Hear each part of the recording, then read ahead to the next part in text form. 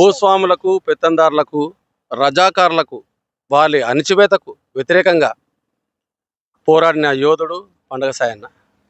అంటే కనీసం కూడు గూడు కనీస అవసరాలు కూడా నోచుకోలేని పరిస్థితులలో అణగారిన కులాల కోసం పెదవిప్పలేని, మాట్లాడలేని, చెప్పులు చేతులు పట్టుకొని ఒంగొంగి నడిచేది.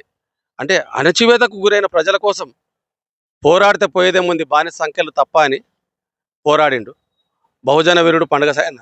ఆయన కులం లేదు, మతం లేదు, ఏం లేదు. పేదల కోసం, వాళ్ళ అవసరాల కోసం, పేద బిడ్డల పెళ్లిల కోసం అణచివేతకు వ్యతిరేకంగా ఉద్యమించిండు. అతి చిన్న వయసులోనే ఆయన వీరమరణం పొంది ధర్మపురంలో ఆయన విగ్రహం ఈడ పెడుతున్నారంటే చాలా గొప్ప విషయం అది.